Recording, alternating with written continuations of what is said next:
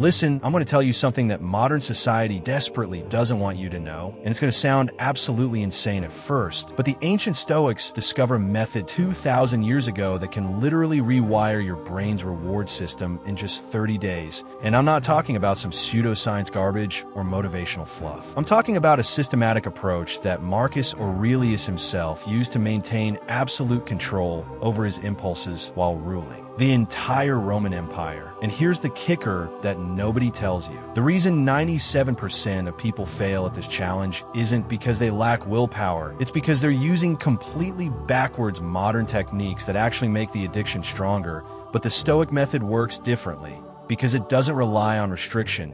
It relies on transformation of desire itself. And by the end of this video, you're going to understand exactly why your previous attempts failed and how to use ancient wisdom combined with modern neuroscience to finally break free from this cycle that's been draining your energy, your confidence, and your ability to build the life you actually want.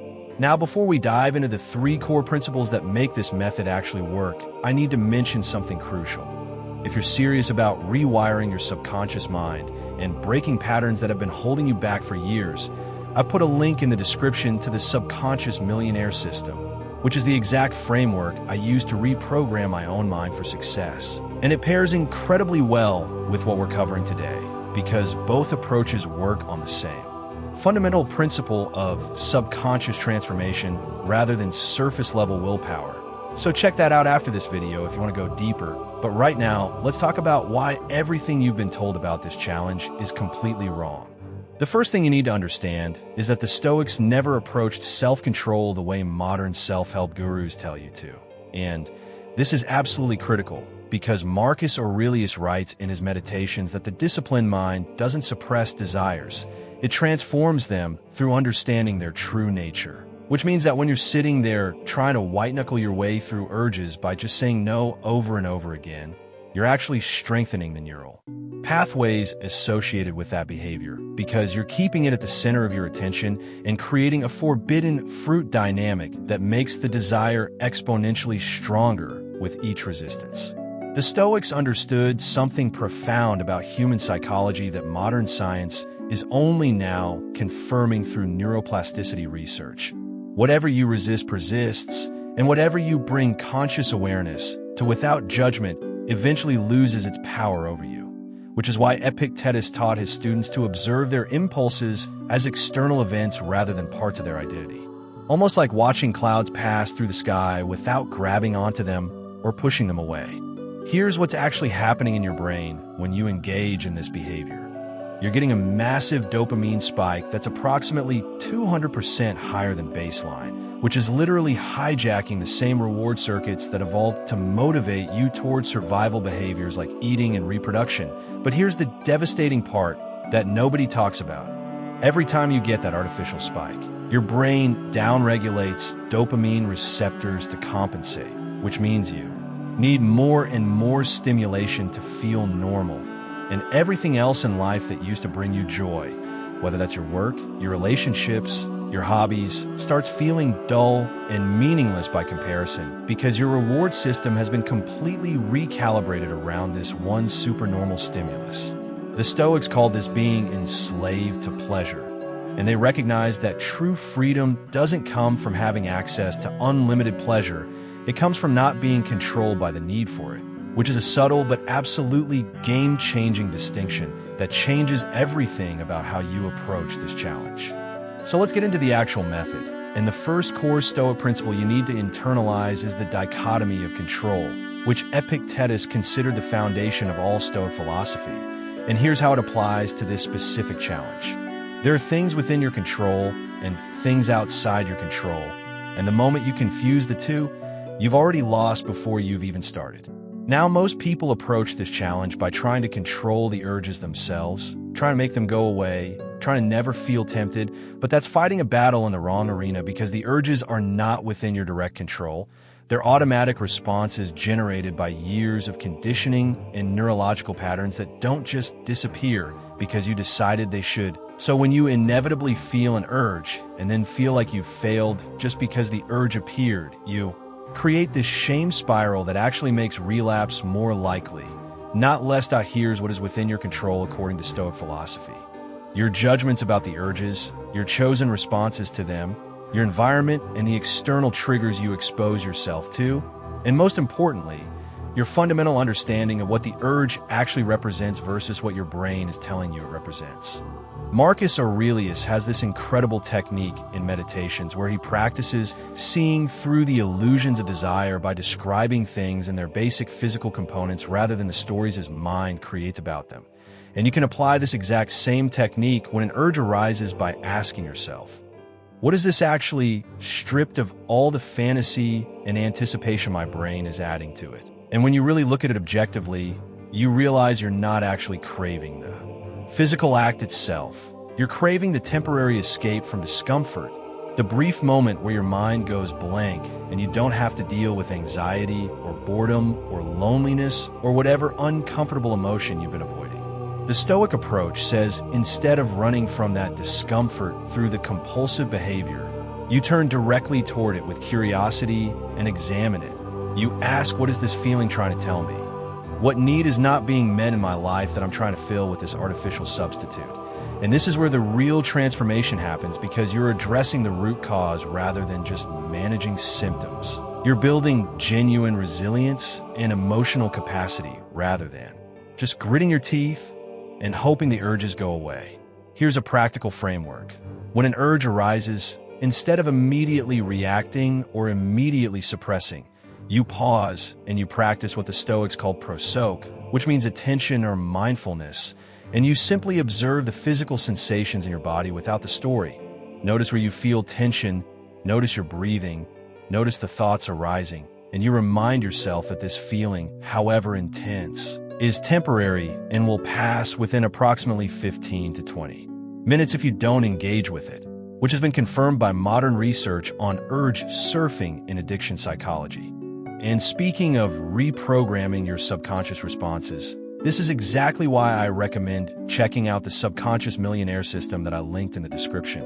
Because what we're really talking about here is changing automatic patterns that have been encoded below your conscious awareness.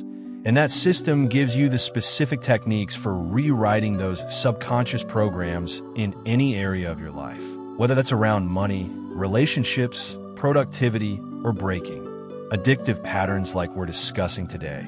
So, if you're finding value in this Stoic approach and you want a complete framework for subconscious transformation, definitely explore that resource because it's going to accelerate everything we're covering here. But let's keep going with principle number 2. The second core Stoic principle that makes this method actually work is amor fati, which literally translates to love of fate.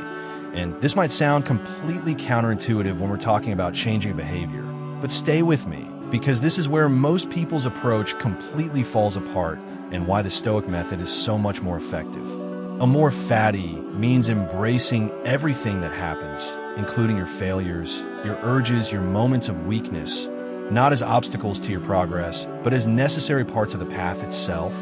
And the reason this is so powerful is because shame and self-hatred are actually the fuel that keeps addictive cycles running. When you relapse and then spend days beating yourself up about it, you create this emotional pain that you then want to escape from. And what's your go-to escape mechanism? The exact behavior you're trying to quit. So you end up in this vicious cycle where shame leads to relapse, leads to more shame, leads to more relapse. The Stoic approach completely short-circuits this by removing the moral judgment from the equation. You're not a bad person for having these urges. You're not weak for struggling with this. You're a human being with a nervous system that got conditioned through repeated exposure to a supernormal stimulus. And now you're in the process of reconditioning it, which takes time and involves setbacks, and that's completely normal and expected. Marcus Aurelius reminds himself constantly in meditations that he's going to encounter difficult people and challenging situations. And instead of being surprised or upset when it happens, he's prepared for it and accepts it as part of being human.